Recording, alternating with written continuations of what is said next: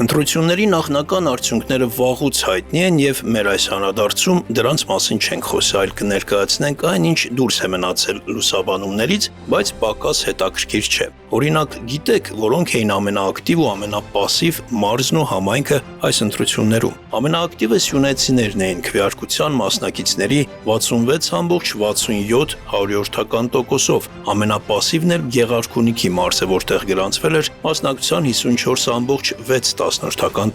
Բնակավայրերից առաջին տեղում Կապանն է 68,17%-ով, վերջինը Մարտունին 49,32%-ով։ Իդեպ սա միակ համայնքն է, որտեղ գրանցվել է 50%-ից ցածր մասնակցություն։ Հիշեցնենք, որ մասնակցության ընդհանուր ցուցանիշը կազմել էր 58,97%, որը զգալիորեն բարձր է նախորդ երկու ընտրությունների ցուցանիշից։ Իդեպ Երևան եւ Վանաձորի թվերը գրեթե համընկնում են հանրապետական ընդհանուր միջինի հետ։ Խոշոր քաղաքների եռյակում մի փոքր հետ է Գյումրին։ Այս պահի դրությամբ խորհրդարան անցած 3 ուժերին միասին վերցված ձայն է տվել մոտ 83%, մնացած 17%-ի ընտրյալ 15 քաղաքական ուժերը տեղ չեն ունենա խորհրդարանում։ Պատկերը փոքր-ինչ կփոխվի, եթե Բարգավաճ Հայաստանը եւս բողոքարկումների արդյունքում տեղ ունենա ազգային ժողովում։ Անցնենք առաջ, ամենաուշագրավը քաղաքական ուժերի ըստ մարզերի հավաքած տոկոսներն են։ Հետաքրքիր է, չէ, թե որ մարզում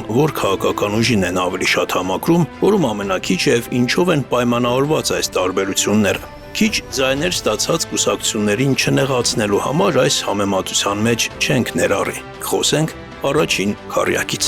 Քաղաքացիական պայմանագիրը տոկոսային առումով ամենաշատը ձայներ ստացել է Տավուշում 59,74%։ Հիշեցնենք նաև, որ վարչապետի ծննդավայր Իջևանը գտնվում է այս մարզում։ 59%-ի շրջակայքում են ՔՊ-ի ցուցանիշները նաև Վայոց ձորում եւ Հարագածոտնում։ Ամենակիչը ՔՊ-ն ձայներ է ստացել Երևանում 41,5%, բայց նույնիսկ այս ցուցանիշով ՔՊ-ն հաղթել է նաև մայրաքաղաքում, քանի որ մյուս 3 կուսակցությունների, այդ թվում դեռ վիճարկելի ԲՀԿ-ի տոկոսների գումարը ստացվում է 39,54%։ Համեմատաբար քիչ են եղել ՔՊ-ի ձայները նաև Կոտայքում եւ Լոռիում։ Նշենք սակայն, որ ՔՊ-ն բացարձակ հաղթանակ տարել է բոլոր մարզերում։ Ուժեղ Հայաստանը ամենաշատը ձայներ է հավաքել Լոռու մարզում 33,32%։ Այստեղ հաշվի առնենք կուսակցության առաջնորդի ծննդավայրի Տաշիրի հանգամանքը։ Ամենակիչը 19,28%։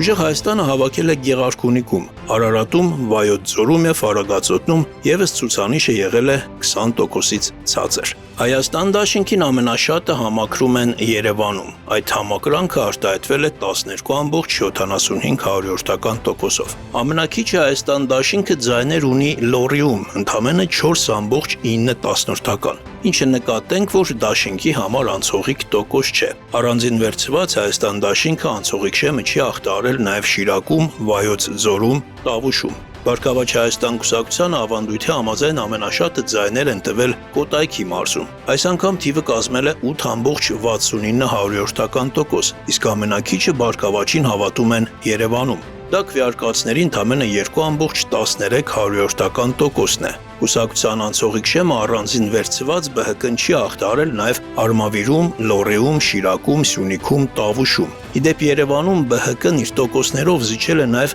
բոլորին դեմ եմ շնորհապետական, Նորուժ, Միասնության թևեր եւ ԴՕԿ կուսակցություններին։ Նշենք սակայն, որ նախորդ 2021 թվականի ընտրությունների համեմատ ԲՀԿ-ն այս անգամ մոտ 8000 ձայն ավելի ունի։ Ուշադրության արժանի եւս երկու համեմատություն։ Քաղաքացիական պայմանագիրը այս ընտրություններին նախորդի համեմատ մոտ 4% պակաս ձայներ ունի, սակայն այս ընտրություններին 40,000 ավելի քվե է ստացել 2021-ի համեմատ։ Հայաստան դաշինքը, եթե 2021-ին ուներ շուրջ 267,000 ձայն ու 21%, ապա այս անգամ ունի գրեթե կրկնակի պակաս մոտ 145,000 ձայն ու 10%։ Ենթադրաբար դաշինքի այն ժամանակվա ձայների մի մասը անցել է ուժեղ Հայաստանին։ Եվ Հայաստան դաշինք այս խորհրդարանում կլինի արդեն ոչ թե երկրորդ, այլ երրորդ ուժը։